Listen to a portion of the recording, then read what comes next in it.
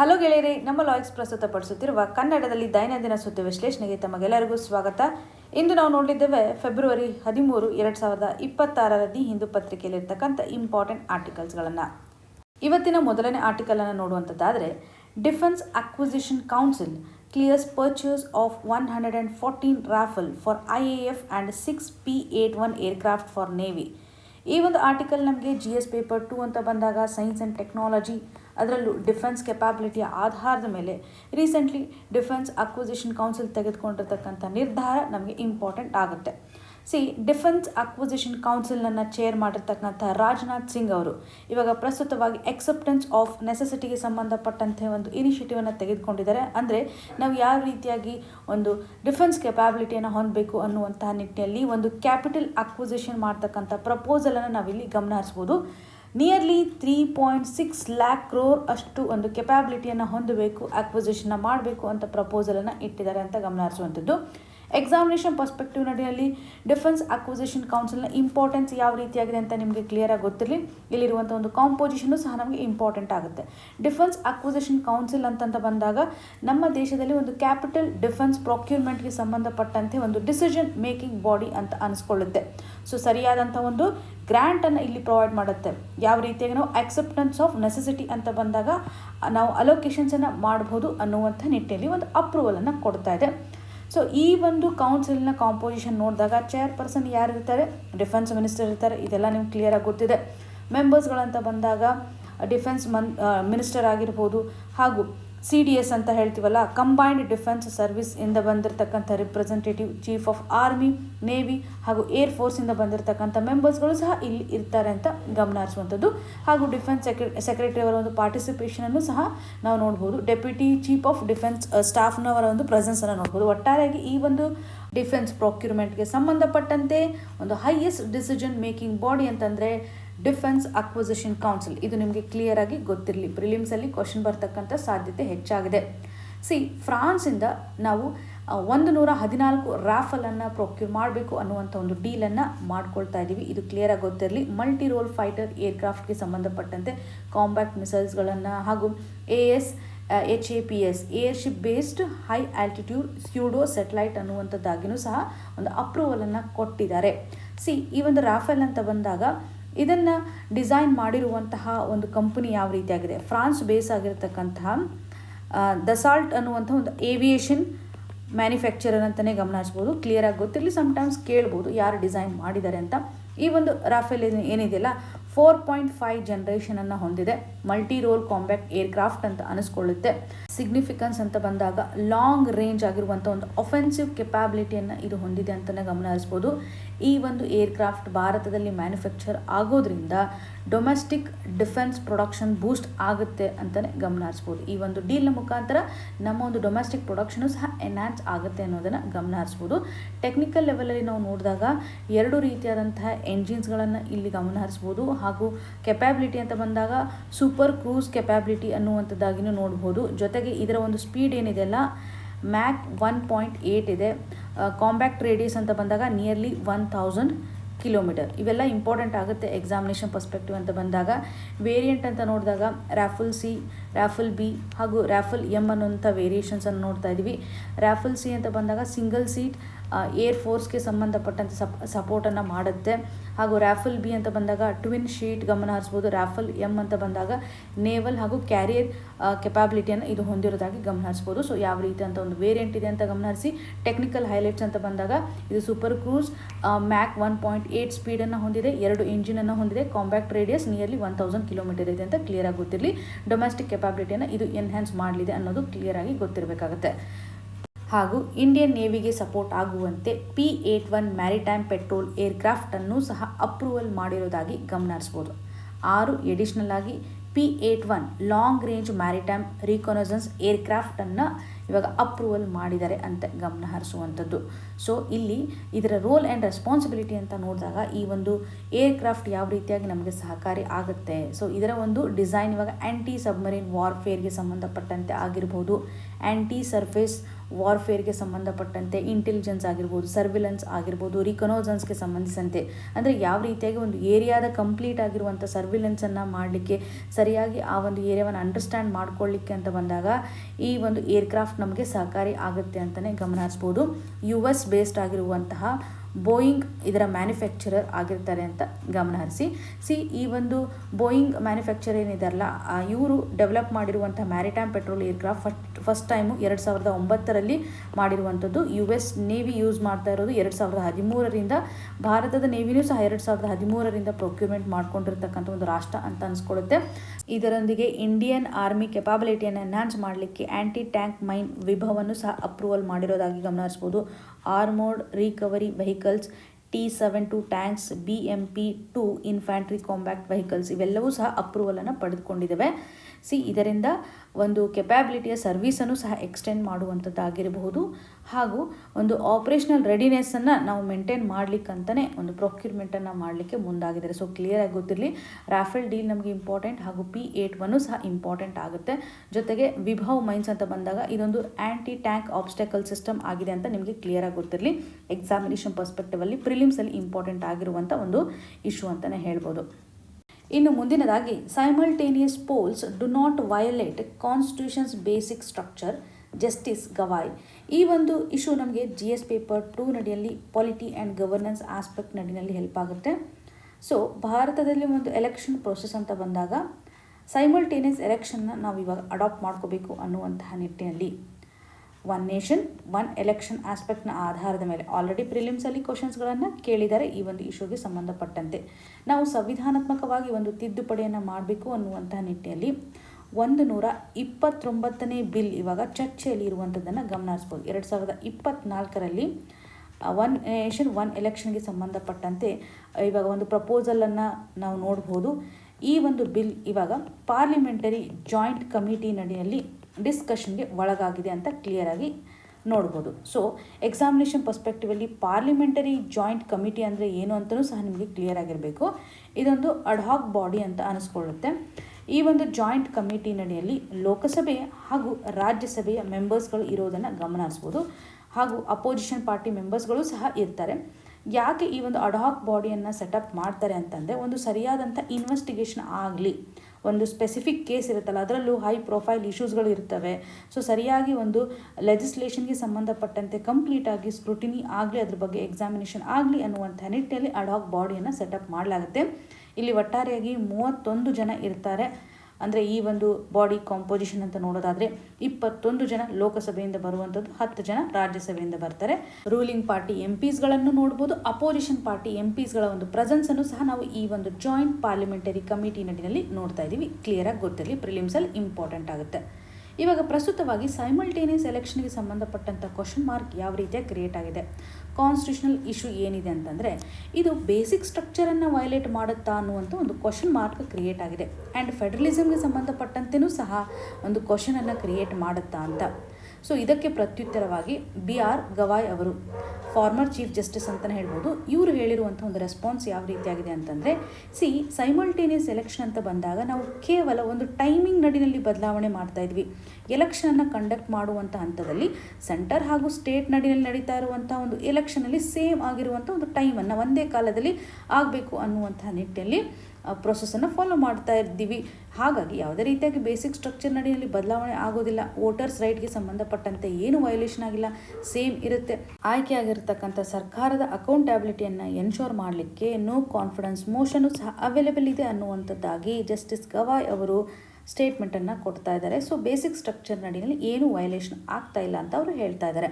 Examination perspective ನಡಿಯಲ್ಲಿ 129ನೇ ಮಸೂದೆ ನಮಗೆ ತುಂಬ ಇಂಪಾರ್ಟೆಂಟ್ ಆಗುತ್ತೆ. 2023ರಲ್ಲಿ ಒಂದು ಹೈ ಲೆವೆಲ್ ಕಮಿಟಿಯನ್ನು ಸೆಟಪ್ ಮಾಡಿರ್ತಾರೆ. ಸೈಮಲ್ಟೇನಿಯಸ್ ಎಲೆಕ್ಷನನ್ನು ನಾವು ಫಾಲೋ ಮಾಡಬೇಕು ಬೇಡವೋ ಅನ್ನುವಂಥ ನಿಟ್ಟಿನಲ್ಲಿ ಈ ಒಂದು ಹೈ ಲೆವೆಲ್ ಕಮಿಟಿಯ ಚೇರ್ಪರ್ಸನ್ ಯಾರಿದ್ರು ಅಂತ ಕಮೆಂಟಲ್ಲಿ ಮೆನ್ಷನ್ ಮಾಡಿ. Very very important. ಸೈಮಲ್ಟೇನಿಯಸ್ ಎಲೆಕ್ಷನನ್ನು ಜಾರಿಗೆ ತರಬೇಕು ಅಂತಂದರೆ ಕೆಲವು ಆರ್ಟಿಕಲ್ಸ್ ನಡಿನಲ್ಲಿ ಚೇಂಜಸನ್ನು ಮಾಡಬೇಕಾಗತ್ತೆ. ಹಾಗಾಗಿ ಆರ್ಟಿಕಲ್ 82A ಅನ್ನು ಇಂಟ್ರೊಡ್ಯೂಸ್ ಮಾಡಿರೋದಾಗಿ ಗಮನ ಹರಿಸ್ಬೋದು. ಲೋಕಸಭೆ ಹಾಗೂ ಸ್ಟೇಟ್ ಅಸೆಂಬ್ಲಿ ಎಲೆಕ್ಷನ್ಸನ್ನು ಸಿಂಕ್ ಮಾಡಲಿಕ್ಕೆ, ಅಂದರೆ ಒಂದು ಟೈಮನ್ನು ಸಿಂಕ್ ಮಾಡಲಿಕ್ಕಂತಲೇ ಆರ್ಟಿಕಲ್ 82A ಅನ್ನು ಇಂಟ್ರೊಡ್ಯೂಸ್ ಮಾಡಿದ್ದಾರೆ. ಹಾಗೂ ಆರ್ಟಿಕಲ್ 83 ನಡಿನಲ್ಲೂ ಸಹ ಚೇಂಜಸನ್ನು ಮಾಡೋದ್ರ ಮುಖಾಂತರ ಯಾವ ರೀತಿಯಾಗಿ ಪ್ರಸ್ತುತವಾಗಿರುವಂಥ ಲೋಕಸಭೆಯನ್ನು ಡಿಸಾಲ್ವ್ ಮಾಡಬೇಕು, ಫುಲ್ ಟರ್ಮ್ ಆಗೋಕ್ಕಿಂತ ಮುಂಚೆ ಹೊಸದಾಗಿ ಎಲೆಕ್ಟ್ ಆಗಿರ್ತಕ್ಕಂಥ ಲೋಕಸಭೆ ಎಷ್ಟು ರಿಮೈನಿಂಗ್ ಟೈಮ್ ಇರುತ್ತಲ್ಲ ಅದೊಂದು ಟೈಮಲ್ಲಿ ಮಾತ್ರ ಅವರು ಟರ್ಮ್ ಇರಬೇಕು ಅನ್ನುವಂಥ ನಿಟ್ಟಿನಲ್ಲಿ ಸ್ವಲ್ಪ ಚೇಂಜಸನ್ನು ಮಾಡಿದ್ದಾರೆ. ಸೇಮ್ ಕಂಡೀಷನ್ ಆರ್ಟಿಕಲ್ 172 ಸ್ಟೇಟ್ ಲೆಜಿಸ್ಲೇಚರ್ಗೆ ಸಂಬಂಧಪಟ್ಟಂತೆ, ಬಿಕಾಸ್ ಒನ್ ಟೈಮ್ ನಾವು ಅಡ್ಜಸ್ಟ್ಮೆಂಟನ್ನು ಮಾಡಲೇಬೇಕಾಗುತ್ತೆ ಅಂತಲೇ ಹೇಳ್ಬೋದು. ಎಕ್ಸಾಮಿನೇಷನ್ ಪರ್ಸ್ಪೆಕ್ಟಿವಲ್ಲಿ ವೆರಿ ವೆರಿ ಇಂಪಾರ್ಟೆಂಟ್. ನಾನು ನಿಮ್ಗೆ ಕೇಳಿರುವಂಥ ಪ್ರಶ್ನೆ ಯಾವ ರೀತಿಯಾಗಿದೆ, high level committee on simultaneous ಎಲೆಕ್ಷನ್ಗೆ ಸಂಬಂಧಪಟ್ಟಂತೆ ಹೆಡ್ ಯಾರಿದ್ರು, ಅಂದರೆ ಅವರ ಒಂದು ರೆಕಮೆಂಡೇಶನ್ ಆಧಾರದ ಮೇಲೆ ನಾವು ಇವಾಗ ಸೈಮಲ್ಟೇನಿಯಸ್ ಎಲೆಕ್ಷನ್ಸನ್ನು ಜಾರಿಗೆ ತರುವಂಥ ಸಾಧ್ಯತೆ ಇದೆ. ಇದೊಂದು ಲ್ಯಾಂಡ್ ಮಾರ್ಕ್ ಚೇಂಜಸ್ ಅಂತಲೇ ಹೇಳ್ಬೋದು. ಇದರೊಂದಿಗೆ ಬೇಸಿಕ್ ಸ್ಟ್ರಕ್ಚರ್ ಅಂತ ಬಂದಾಗ ಇವಾಗ ನಾವು ಫಂಡಮೆಂಟಲ್ ರೈಟ್ಸ್ ಅಂತ ನೋಡ್ತೇವೆ, ಹಾಗೂ DPSP ಹೆಚ್ಚಾಗಿ ನಾವು ಸ್ಟಡಿ ಮಾಡ್ತೇವಲ್ವಾ. Directive principles of state policy ಆಗಿರ್ಬೋದು, ಫಂಡಮೆಂಟಲ್ ರೈಟ್ಸ್ ಆಗಿರ್ಬೋದು, ಬೇಸಿಕ್ ಸ್ಟ್ರಕ್ಚರ್ನ ಪಾರ್ಟ್ ಇದೇನೋ ಇಲ್ವೋ ಅನ್ನೋದನ್ನು ಕಮೆಂಟ್ ಸೆಕ್ಷನಲ್ಲಿ ಮೆನ್ಷನ್ ಮಾಡಿ. Very very important. ಸಾಕಷ್ಟು ಸರ್ತಿ ಕನ್ಫ್ಯೂಷನ್ ಆಗಿರುತ್ತೆ. ಹಾಗಾಗಿ fundamental rights and DPSP basic ರೈಟ್ನ ಒಂದು ಪಾರ್ಟ್ ಇದೇನೋ ಇಲ್ವೋ ಅಂತ ಕಮೆಂಟಲ್ಲಿ ಮೆನ್ಷನ್ ಮಾಡಿ. ಇನ್ನು ಮುಂದಿನದಾಗಿ farmers pulse, only structural reforms in agriculture sector can ensure food security. ಈ ಒಂದು ಇಶ್ಯೂ ನಮಗೆ GS ಪೇಪರ್ 2 ನಡಿಯಲ್ಲಿ government policies and interventions, international relation, GS paper 3 ನಡಿಯಲ್ಲಿ ಅಗ್ರಿಕಲ್ಚರ್ಗೆ ಸಂಬಂಧಪಟ್ಟಂತೆ ಕನೆಕ್ಟ್ ಆಗುತ್ತೆ. ಪ್ರಸ್ತುತವಾಗಿ ಸರ್ಕಾರ US-ನಿಂದ ಪಲ್ಸಸ್ಸನ್ನು ಇಂಪೋರ್ಟ್ ಮಾಡ್ಕೊಳ್ಬೇಕು ಅನ್ನುವಂಥ ನಿಟ್ಟಿನಲ್ಲಿ ನಿರ್ಧಾರವನ್ನು ತೆಗೆದುಕೊಳ್ತಾ ಇದೆ. ನಾವಿವಾಗ ಪಲ್ಸನ್ನು ಇಂಪೋರ್ಟ್ ಮಾಡ್ಕೋಬೇಕು ಅನ್ನುವಂಥ ನಿಟ್ಟಿನಲ್ಲಿ ಇದು ಯಾವ ರೀತಿಯಾದಂಥ ಇಂಪ್ಯಾಕ್ಟನ್ನು ಕ್ರಿಯೇಟ್ ಮಾಡುತ್ತೆ, ಸೆಂಟ್ರಲ್ ಗೌರ್ಮೆಂಟ್ ತೆಗೆದುಕೊಂಡಿರ್ತಕ್ಕಂಥ ಈ ಒಂದು ನಿರ್ಧಾರ ಯಾಕೆ ಸೆನ್ಸಿಟಿವಿಟಿಯನ್ನು ಕ್ರಿಯೇಟ್ ಮಾಡುತ್ತೆ ಅಂತ ಹೇಳ್ಬೋದು. ಸರ್ಕಾರದ ಈ ಒಂದು ನಿರ್ಧಾರದಿಂದ ಫಾರ್ಮರ್ಸ್ಗೆ ಬರ್ತಾ ಇರತಕ್ಕಂಥ ಒಂದು ಆದಾಯ ಏನಾಗುತ್ತಲ್ಲ ಕಡಿಮೆ ಆಗುತ್ತೆ. ಕಾರಣ ಯಾವ ರೀತಿಯಾಗಿರ್ಬೋದು, ಇವಾಗ ಪಲ್ಸಸ್ ಪ್ರೊಡಕ್ಷನ್ ಅಂತ ಬಂದಾಗ ಸಫಿಷಿಯೆಂಟಾಗಿ ನಾವು ಪ್ರೊಡಕ್ಷನ್ನ ಮಾಡ್ತಾ ಇದ್ದೀವಿ. ಅಗೇನ್ ನಾವು ಇಂಪೋರ್ಟ್ ಮಾಡ್ಕೊಳ್ತೀವಿ ಅಂತಂದರೆ ಆಲ್ರೆಡಿ ಪ್ರೊಡಕ್ಷನ್ ಸರಿಯಾಗಿ ಮಾಡ್ತಾ ಇದ್ದೀವಿ, ಮತ್ತೆ ನಾವು ಇಂಪೋರ್ಟ್ ಮಾಡ್ಕೊಳ್ಳೋದ್ರಿಂದ ಸರ್ಪ್ಲಸ್ ಲೆವೆಲಲ್ಲಿ ಪಲ್ಸಸ್ಗಳು ಅವೈಲೇಬಲ್ ಇರುತ್ತೆ. ಇದರಿಂದ ಸಪ್ಲೈ ಜಾಸ್ತಿ ಇದೆ ಅಂತಂದಾಗ ಏನಾಗುತ್ತೆ, ಆಟೋಮೆಟಿಕ್ಲಿ ಇದರ ಒಂದು ಬೆಲೆ ಏನಾಗುತ್ತೆ, ಕಡಿಮೆ ಆಗುತ್ತೆ. ಪ್ರೈಸ್ ಆಟೋಮೆಟಿಕ್ಲಿ ಕಡಿಮೆ ಆಗ್ತಾ ಇರೋದ್ರಿಂದ ಹೌಸ್ ಹೋಲ್ಡ್ಗೂ ಸಹ ಒಂದು ಪ್ರೈಸು ಕಡಿಮೆ ಆಗೋದನ್ನು ಗಮನ ಹರಿಸ್ಬೋದು. ಕಡಿಮೆ ಬೆಲೆಯಲ್ಲಿ ನಮಗೆ ಒಂದು ಪಲ್ಸಸ್ನ ಅವೈಲಬಿಲಿಟಿ ಸಿಗುತ್ತೆ. ಆದರೆ ಡೊಮೆಸ್ಟಿಕ್ ಲೆವೆಲಲ್ಲಿ ಪ್ರೊಡಕ್ಷನ್ ಮಾಡ್ತಾ ಇರತಕ್ಕಂಥ ಫಾರ್ಮರ್ಸ್ಗೆ ಬರ್ತಾ ಇರುವಂಥ ಆದಾಯ ಕಡಿಮೆ ಆಗುತ್ತೆ. ನಾವು ಯಾವುದೇ ಒಂದು ಕ್ರಾಪ್ ಇವಾಗ ಬೆಲೆ ಕಡಿಮೆ ಆಗಿದೆ ಅಂತಂತಂದರೆ ಅದು ಹೌಸ್ ಹೋಲ್ಡ್ಗೆ, ಕನ್ಸ್ಯೂಮರ್ಗೆ ಹೆಲ್ಪ್ ಆಗುತ್ತೆ ಹೊರತಾಗಿ ಫಾರ್ಮರ್ಗಳಿಗೆ ಆಗೋದಿಲ್ಲ. ಫಾರ್ಮರ್ಗೆ ಬರ್ತಾ ಇರುವಂಥ ಆದಾಯ ಕಡಿಮೆ ಆಗೋದನ್ನು ನಾವು ನೋಡ್ಬೋದು. ಹಾಗಾಗಿ ಪಲ್ಸಸ್ಸನ್ನು ನಾವು ಇಂಪೋರ್ಟ್ ಮಾಡ್ಕೊಳ್ಳೋದು ಎಷ್ಟು ಮಟ್ಟಿಗೆ ಸರಿ ಅನ್ನುವಂಥ ನಿಟ್ಟಿನಲ್ಲಿ ನೋಡ್ಬೋದು. ಎಕ್ಸ್ಟ್ರಾ ಸಪ್ಲೈ ಆಗಿಬಿಡುತ್ತಲ್ವಾ, ಸೊ ಎಕ್ಸ್ಟ್ರಾ ಸಪ್ಲೈ ಆಗ್ತಾ ಇರೋದ್ರಿಂದ ರೈತರಿಗೆ ಹೊಡೆತ ಕೊಡೋದನ್ನು ನಾವು ನೋಡ್ಬೋದು. ಆದರೆ ಟ್ರಂಪ್ ಅವರಿಂದನೂ ಸಹ ಎಸ್ಕೇಪ್ ಆಗಲಿಕ್ಕೆ ಆಗದೇ ಇರುವಂಥ ಸ್ಥಿತಿಗತಿಗಳಿದ್ದಾವೆ. ನಿಮ್ಗೆ ಅದೆಲ್ಲ ಗೊತ್ತಿರೋ ಮ್ಯಾಟ್ರೆ. ಯುನೈಟೆಡ್ ಸ್ಟೇಟೊಂದಿಗೆ ಮಾಡ್ತಾ ಇರುವಂಥ ಈ ಒಂದು ಟ್ರೇಡ್ ಡೀಲ್ ಅಡಿನಲ್ಲಿ ಎಲ್ಲೆಲ್ಲಿ ಪಾಸಿಬಿಲಿಟಿ ಇರುತ್ತೆ ಇಂಡಿಯಾ ಸೈಲೆಂಟ್ ಆಗಿರಬೇಕು ಅನ್ನೋದನ್ನು ನಾವು ಗಮನ ಹರಿಸಬೇಕಾಗತ್ತೆ. ಹಾಗಾಗಿ ಫಾರ್ಮರ್ಸ್ಗಳ ಒಂದು ಇಂಟ್ರೆಸ್ಟನ್ನು ಬದಿಗಿಟ್ಟು ನಾವು ಈ ಒಂದು ಟ್ರೇಡ್ ಡೀಲ್ಗೆ ಸಂಬಂಧಪಟ್ಟಂತೆ ಎಸ್ ಅನ್ಬೇಕಾಗಿರುವಂಥ ಸ್ಥಿತಿಗತಿಗಳನ್ನು ನೋಡ್ಬೋದು. ಇನ್ನೊಂದೆಡೆ ಪಲ್ಸಸ್ ಔಟ್ಪುಟ್ ಅಂತ ಬಂದಾಗ ಡೊಮೆಸ್ಟಿಕ್ ಲೆವೆಲಲ್ಲಿ ಆಗ್ತಾ ಇರುವಂಥ ಒಂದು ಔಟ್ಪುಟ್ ನಿಯರ್ಲಿ 2.5 crore ಟನ್ನಷ್ಟು ನಾವು ನೋಡ್ಬೋದು. ಎಸ್ಟಿಮೇಟೆಡ್ ಮಾಡಿರ್ತಕ್ಕಂಥ ಒಂದು ಡಿಮ್ಯಾಂಡ್ ಎಷ್ಟು ಮಟ್ಟಿಗಿದೆ ಅಂತಂದರೆ ನಿಯರ್ಲಿ 3 crore ಟನ್ನಷ್ಟು ಗಮನ ಹರಿಸುವಂಥದ್ದು. ಸೊ 0.5 crore ಟನ್ನಷ್ಟು ಗ್ಯಾಪ್ ಇರೋದನ್ನು ನೋಡ್ಬೋದು. ಇಂಪೋರ್ಟ್ ಮಾಡ್ಕೊಳ್ಳೋದ್ರ ಮುಖಾಂತರ ನಾವು ಫುಲ್ಫಿಲ್ ಮಾಡಬೇಕಾಗಿರೋದನ್ನು ಗಮನ ಹರಿಸುವಂಥದ್ದು. ಸೊ ಇಲ್ಲಿ ಒಂದು ಪಲ್ಸಸ್ನ ಇಂಪಾರ್ಟೆನ್ಸನ್ನು ನಾವು ನೋಡ್ಬೋದು. ನಾನ್ ಸೀರಿಯಲ್ ಪ್ರೋಟೀನ್ ಇಂಟೇಕ್ ಅಂತ ಬಂದಾಗ 1/4 ರಿಕ್ವೈರ್ಮೆಂಟ್ಸನ್ನು ಪಲ್ಸಸ್ಗಳೇ ಫುಲ್ಫಿಲ್ ಮಾಡ್ತಾ ಇರೋದ್ರಿಂದ ಪಲ್ಸ್ನ ಒಂದು ರಿಕ್ವೈರ್ಮೆಂಟ್ ಇಂಪಾರ್ಟೆಂಟ್ ಆಗುತ್ತೆ ಅಂತಲೇ ಗಮನ ಹರಿಸ್ಬೋದು.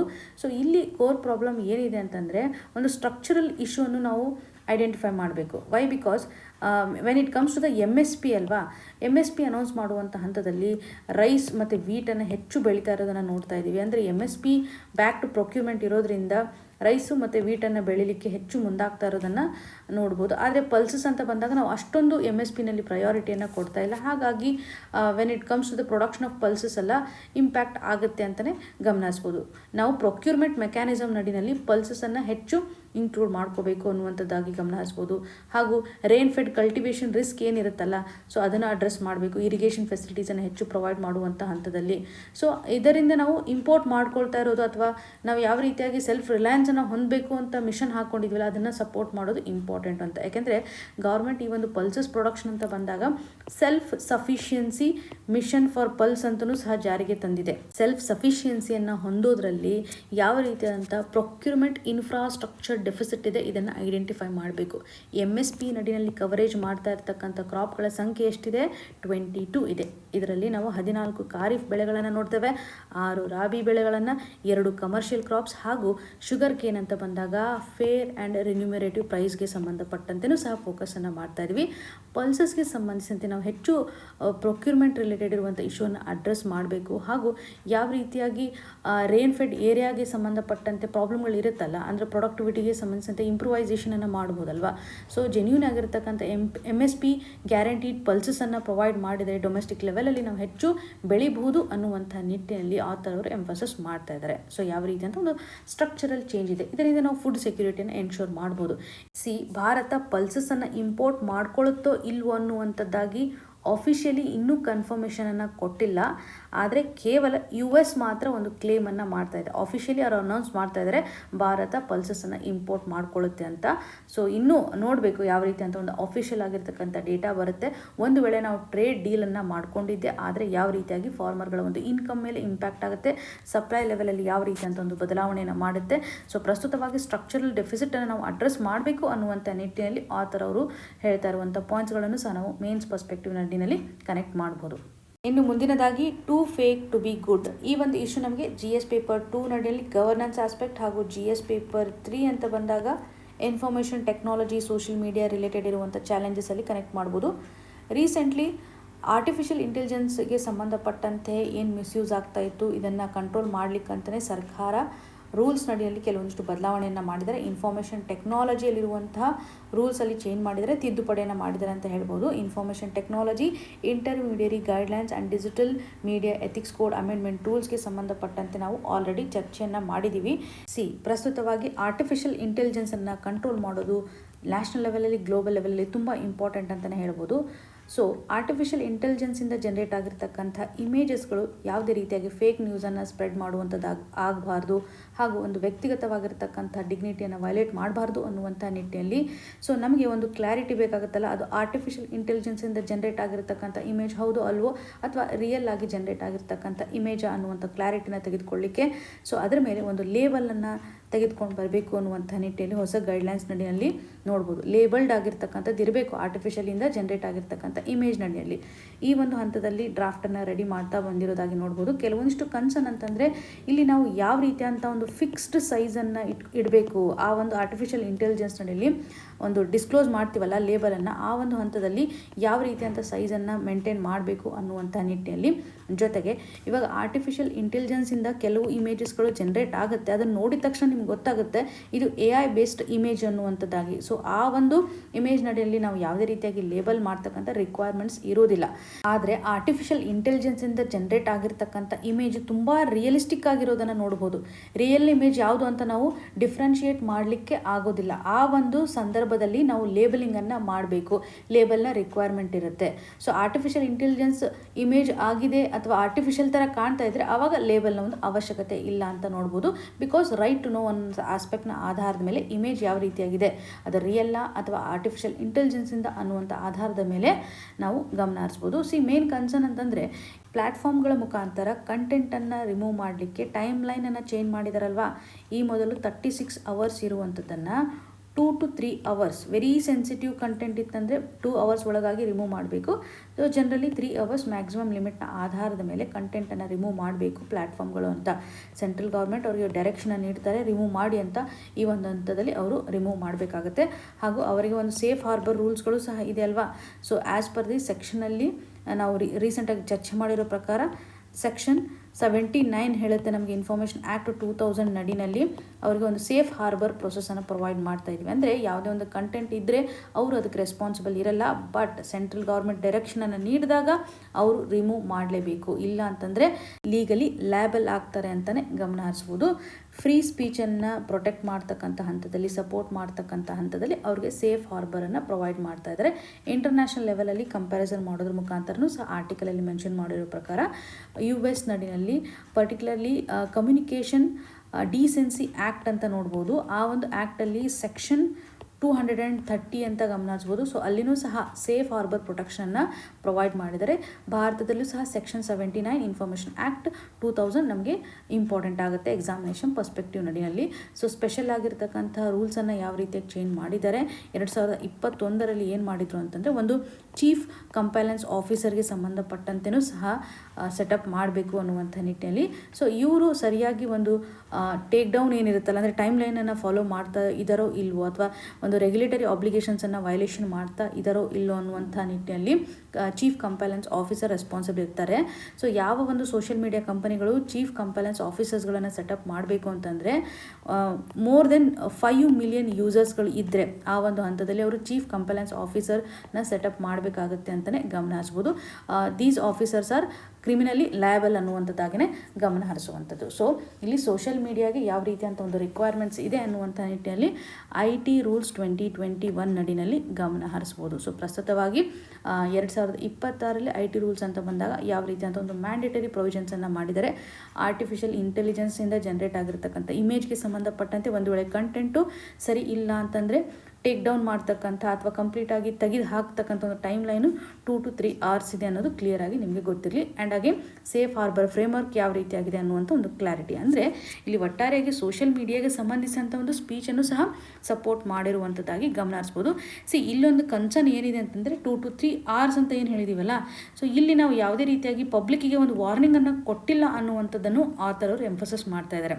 ಕಂಟೆಂಟನ್ನು ತೆಗೆಯೋದಕ್ಕಿಂತ ಮುಂಚೆ ಒಂದು ಸರಿಯಾದಂಥ ವಾರ್ನಿಂಗನ್ನು ಕೊಡಬಹುದಿತ್ತು ಅನ್ನುವಂಥ ಒಂದು ಕನ್ಸರ್ನ್ ಅಷ್ಟೇ. But this is very good initiative ಅಂತಲೇ ಹೇಳ್ಬೋದು. ಎಕ್ಸಾಮಿನೇಷನ್ ಪರ್ಸ್ಪೆಕ್ಟಿವಲ್ಲಿ ವೆರಿ ವೆರಿ ಇಂಪಾರ್ಟೆಂಟ್. ಯಾವ ರೀತಿಯಂಥ ಚೇಂಜಸನ್ನು ಮಾಡಿದ್ದಾರೆ ಅಂತ ಕ್ಲಿಯರಾಗಿ ನೆನ್ಪಿಟ್ಕೊಳ್ಳಿ. ಇನ್ನು ಮುಂದಿನದಾಗಿ the hidden cost of insurance distribution. ಈ ಒಂದು ಇಶ್ಯೂ ನಮಗೆ GS ಪೇಪರ್ 2 ನಡಿನಲ್ಲಿ ಪಾಲಿಟಿ ಆ್ಯಂಡ್ ಗವರ್ನೆನ್ಸ್ ಆಸ್ಪೆಕ್ಟಲ್ಲಿ ಇಂಪಾರ್ಟೆಂಟ್ ಸ್ಟ್ಯಾಟ್ಯುಟರಿ ಬಾಡಿನಲ್ಲಿ ಕನೆಕ್ಟ್ ಆಗುತ್ತೆ ಅಂತ ಹೇಳ್ಬೋದು. ಲೈಫ್ ಇನ್ಶೂರೆನ್ಸ್ ಕಮಿಷನ್ಗೆ ಸಂಬಂಧಪಟ್ಟಂಥ ಕೆಲವೊಂದಿಷ್ಟು ಕನ್ಸರ್ನ್ ರೆಗ್ಯುಲೇಷನ್ ಮಾಡ್ತಕ್ಕಂಥ ಹಂತದಲ್ಲಿ ಯಾವ ರೀತಿಯಾಗಿ ಮಿಸ್ ಆಗ್ತಾ ಇದೆ, ಏನು ಪ್ರಾಬ್ಲಮ್ಗಳಿದ್ದಾವೆ, ಏನು ಸ್ಟ್ರಕ್ಚರಲ್ ಲೆವೆಲಲ್ಲಿ ಇಶ್ಯೂಸ್ಗಳಿದ್ದಾವೆ ಅಂತ ಆಥರ್ ಅವರು ಎಂಫಸಸ್ ಮಾಡ್ತಾ ಇದ್ದಾರೆ. ಎಕ್ಸಾಮಿನೇಷನ್ ಪರ್ಸ್ಪೆಕ್ಟಿವ್ ನಡಿಯಲ್ಲಿ insurance regulatory and development authority of ಇಂಡಿಯಾದ ರೋಲ್ ಆ್ಯಂಡ್ ರೆಸ್ಪಾನ್ಸಿಬಿಲಿಟಿ ಆಧಾರದ ಮೇಲೆ ಕ್ವಶನ್ಸ್ಗಳು ಪ್ರಿಲಿಮ್ಸಲ್ಲಿ ಬರುತ್ತೆ. ಸೊ ಇಲ್ಲಿ ರೆಗ್ಯುಲೇಟರಿ ಕನ್ಸರ್ನ್ಗಳು ಯಾವ ರೀತಿಯಾಗಿದೆ ಅಂತ ನೋಡೋದಾದರೆ, as per the financial year 2025 total ಆಗಿ ಈ ಒಂದು ಕಮಿಷನ್ಗೆ ಮಾಡಿರುವಂಥ ಅಲೋಕೇಶನ್ಸನ್ನು ನೋಡೋದಾದರೆ ಲೈಫ್ ಇನ್ಶೂರೆನ್ಸ್ ಇಂಡಸ್ಟ್ರೀಸ್ಗೆ ಸಂಬಂಧಪಟ್ಟಂಥ ಒಂದು ಅಲೋಕೇಶನ್ ₹60,799 crore ಅಷ್ಟು ಇರೋದನ್ನು ನಾವು ನೋಡ್ತಾ ಇದ್ದೀವಿ. ಸೊ ಈ ಒಂದು ಹಂತದಲ್ಲಿ ಪೇಔಟ್ಸ್ಗಳು ಹೆಚ್ಚಾಗಿರೋದನ್ನು ಗಮನ ಹರಿಸ್ಬೋದು. ಡಿಸ್ಟ್ರಿಬ್ಯೂಟರ್ಗೆ ಸಂಬಂಧಪಟ್ಟಂತೆ ಒಂದು ಪೇಮೆಂಟ್ ಮಾಡುವಂಥ ಹಂತದಲ್ಲಿ ಎವ್ರಿ ಇಯರ್ 18% ಗ್ರೋ ಆಗಿರೋದನ್ನು ಗಮನಿಸ್ಬೋದು. ಅದೇ ನಾವು ಪ್ರೀಮಿಯಂ ಗ್ರೋತ್ ಅಂತ ಬಂದಾಗ 6.7% ಮಾತ್ರ ನೋಡ್ತಾ ಇದ್ದೀವಿ ಅಂತ. ಸೊ ಒಟ್ಟಾರೆಯಾಗಿ ಪೆನೆಟ್ರೇಷನ್ ಏನಿದೆಯಲ್ಲ ಇನ್ಶೂರೆನ್ಸ್ಗೆ ಸಂಬಂಧಪಟ್ಟಂತೆ 4% ಇರುವಂಥದ್ದು 3.7%ಗೆ ಡೌನ್ ಆಗಿರೋದನ್ನು ಗಮನ ಹರಿಸ್ಬೋದು. As per the financial year 2024ನ ಆಧಾರದ ಮೇಲೆ ನಮ್ಮ ಒಟ್ಟಾರೆ GDP ಪರ್ಸೆಂಟೇಜ್ ಅಂತ ನಾವು ನೋಡಿದಾಗ ಇನ್ಶೂರೆನ್ಸ್ ಎಷ್ಟು ಮಟ್ಟಿಗೆ ಪೆನೆಟ್ರೇಷನ್ ಆಗಿದೆ ಅಂತ ನೋಡೋದಾದರೆ 4% ಇರುವಂಥದ್ದು ಇವಾಗ 3.7%ಗೆ ಡೌನ್ ಆಗಿರುವಂಥ ಸ್ಥಿತಿಗತಿಗಳನ್ನು ನಾವು ಗಮನ ಹರಿಸ್ಬೋದು. ಸೊ ಒಂದು ಐಡಿಯಾ ಇರಲಿ ಯಾವ ರೀತಿಯಾಗಿ ಡಿಕ್ಲೈನ್ ಆಗ್ತಾ ಇದೆ ಅನ್ನುವಂಥ ನಿಟ್ಟಿನಲ್ಲಿ. ಇದರಿಂದ ಆಥರ್ ಅವರ ಒಂದು ಕನ್ಸರ್ನ್ ಏನಿದೆ ಅಂತಂದರೆ, ಪ್ರಸ್ತುತವಾಗಿ ಒಂದು ಡಿಸ್ಟ್ರಿಬ್ಯೂಷನ್ ಕಾಸ್ಟ್ ಅಂತ ಬಂದಾಗ ಯಾವ ರೀತಿಯಾಗಿ ನಾವು ಈ ಒಂದು ಇನ್ಶೂರೆನ್ಸನ್ನು ಪ್ರೊವೈಡ್ ಮಾಡ್ತೀವಿ, ಇದರ ಸಂಬಂಧಪಟ್ಟಂಥ ಒಂದು ವ್ಯಾಲ್ಯೂ ಹೆಚ್ಚಾಗಿದೆ ಅಂತಲೇ ಹೇಳ್ಬೋದು. ಅಂದರೆ ಅದಕ್ಕೆ ಅಲೋಕೇಶನ್ ಮಾಡ್ತಾ ಇರುವಂಥದ್ದು ಕಾಸ್ಟ್ ಏನಾಗಿದೆ ರೈಸ್ ಆಗಿದೆ ಅಂತಲೇ ಹೇಳ್ಬೋದು. ಇದರಿಂದ ಬೆನಿಫಿಷರೀಸ್ ಅಂತ ಯಾರಿರ್ತಾರೆ, ಮಿಡಲ್ ಇನ್ಕಮ್ ಹೌಸ್ ಹೋಲ್ಡ್ಗೆ ಸಿಗ್ತಾ ಇರ್ತಕ್ಕಂಥ ಒಂದು ಬೆನಿಫಿಟ್ಟೇ ಕಡಿಮೆ ಆಗುತ್ತೆ. ಅಫೋರ್ಡೆಬಿಲಿಟಿ ಫೈನಲ್ ಆಗಿ ಕಡಿಮೆ ಆಗ್ಬೋದು when it comes to the insurance part ಅಂತ ಹೇಳ್ಬೋದು. ಸೊ ಹಾಗಾಗಿ ಇನ್ಶೂರೆನ್ಸ್ ತನ್ನ ಒಂದು ರೆಲೆವೆನ್ಸನ್ನು ಕಡಿಮೆ ಮಾಡ್ಕೊಳ್ಳಿಕ್ಕೆ ಕಾರಣ ಏನಂತಂದರೆ, ನಾವು ಹೆಚ್ಚಾಗಿ ಡಿಸ್ಟ್ರಿಬ್ಯೂಷನ್ ಕಾಸ್ಟಲ್ಲಿ ಹೆಚ್ಚು ಫೋಕಸನ್ನು ಮಾಡ್ತಾ ಇದ್ದೀವಿ. ಸೊ ಒಂದು ಅಫೋರ್ಡೆಬಿಲಿಟಿ ಬರುತ್ತಲ್ಲ ಕನ್ಸ್ಯೂಮರ್ ಅಂತ ಬಂದಾಗ ಅಲ್ಲಿ ಕಡಿಮೆ ಆಗುವಂಥ ಒಂದು ಸಾಧ್ಯತೆ ಇದೆ ಅನ್ನುವಂಥ ನಿಟ್ಟಿನಲ್ಲಿ.